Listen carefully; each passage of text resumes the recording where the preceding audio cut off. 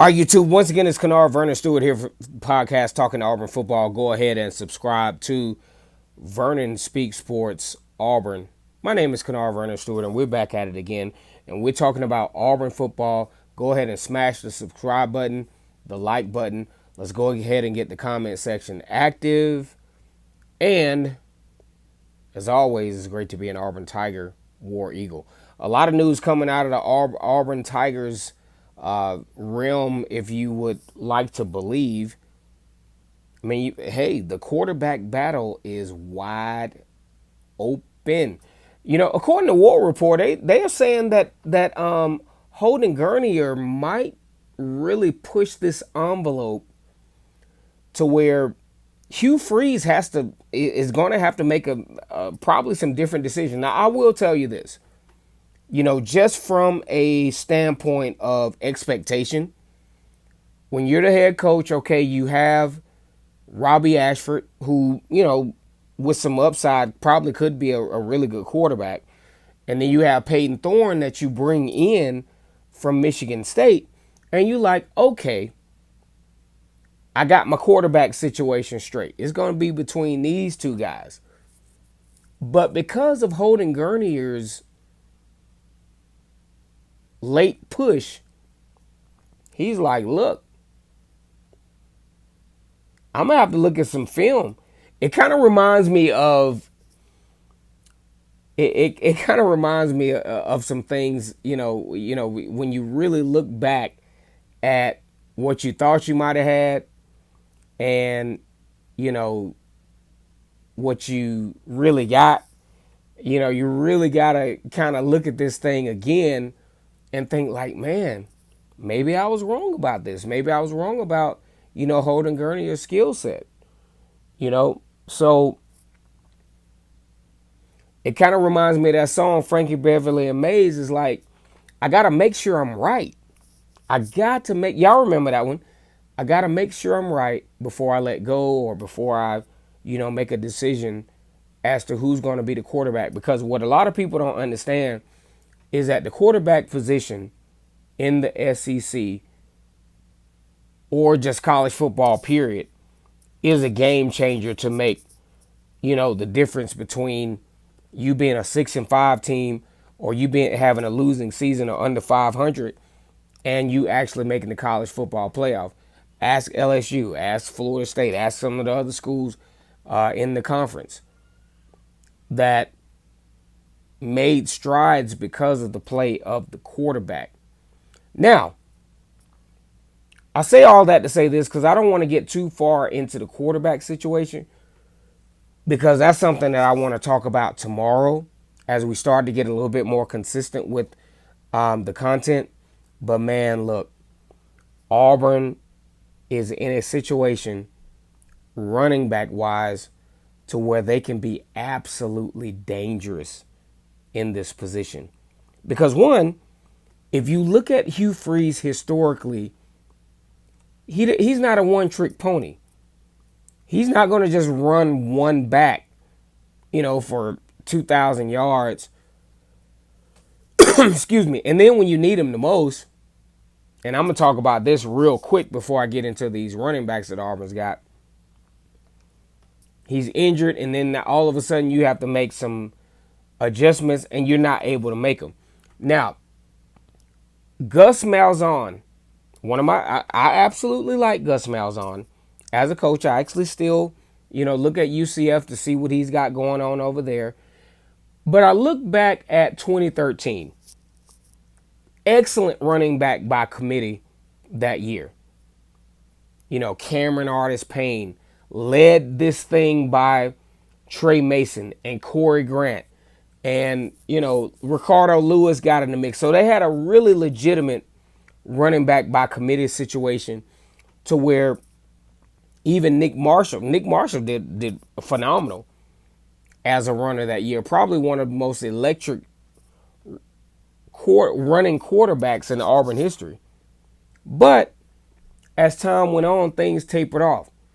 You know, you had in 2014, you had a situation where you kind of depended heavily on Cameron Artis-Payne as the main back, And then Nick Marshall having to kind of convert to not only being a runner, but also being a passer, didn't have that same support. It also continued in 2015, 2016, 2017 was a situation where you have Cameron Petway and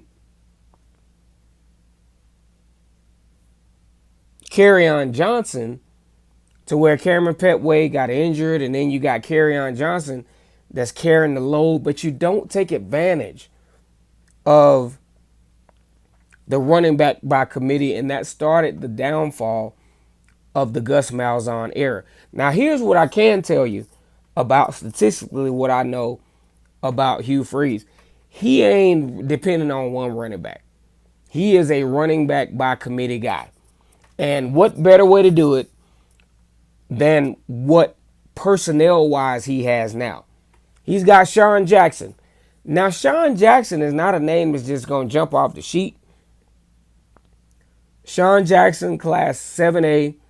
Hewitt Trustful went 9-3 his senior year. Tallied up 3,110 yards total, 25 total touchdowns. Here's what I like about Sean Jackson. Brings a lot of power to the situation. To where when you need that, let's just say you don't know how the game is going. I mean, you never can game plan. But he's the guy that you can keep feeding it to. Especially when you're really trying to power down on a team, trying to wear a team out. Sean Jackson is your guy. Out of Hewitt Trustful, Alabama. Actually earned a scholarship during the Brian Harsin era. I thought, deserving of a lot of accolades. But there was just a lot of good running backs during his senior year. Then you got Damien Austin. Now, I think Damien Austin could probably be one of the wild cards of this situation. He could either be the running back that kind of turns the tables for you, kind of like Corey Grant used to do back in 2013, or he could be your main guy. Out of College Park, Georgia, he was really highly touted, chose to come to Auburn, and they got a lot of great buzz coming out of the fall camp. And I think Damien Austin could be a guy that we're going to be looking at mid-season, depending on what happens. And then, you got Brian Battier, who out of USF, the University of South Florida Bulls, excellent return specialist, so that will take a lot of pressure off of what probably will be the feature back in Jarquez Hunter. And, the thing about this guy, though, he's a small guy, but he doesn't mind running through in between the tackles as well. So he's another guy that, just like Damien Austin, could take on that pivotal role as a feature back. But you got Jarquez Hunter. But I ain't going to talk about Jarquez Hunter just yet, because we still got Jeremiah Cobb out of Montgomery Catholic High School. The University of Georgia was actually making a real late push to pull this guy, and for good reason. I'm not going to waste a lot of time talking about their running back situation and why they were doing this, but it made sense. Jeremiah Cobb has the ability to have a very impactful freshman season. He won't have the ability to have the Michael Dyer freshman impact, because, that's just not what Hugh Freeze's offenses allow. He's not going to allow a freshman to run for 1,200 yards his freshman year. But when I talk about contribution and talk about what he can really bring to the table in game-breaking type situations, you got some crazy games coming up for Auburn. You got the University of Southern Cal. You have Texas A&M. You have Georgia. You have all those games in the stretch. You need a guy that could be a game changer for you in those roles, and I think Jeremiah Cobb can do it. And Jarquez Hunter, what can we say? This guy's fearless. I get the whole off-season crap that he might have had to deal with. He has returned to practice. They say he has been epic at practice. But Jarquez Hunter, Mr. Football for Mississippi, 22 touchdown runs. He's a great student. He's a great athlete. He's an absolute hard worker. He has the credit of being the running back that has the most yards from the line of scrimmage with 94 against Alabama State. You better watch out for Jarquez Hunter. He will jump over you.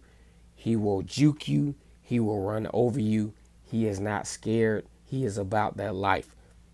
Go ahead and like this video, comment, and subscribe to Vernon Speaks Sports Auburn. And as always, it's great to be an Auburn Tiger, War Eagle.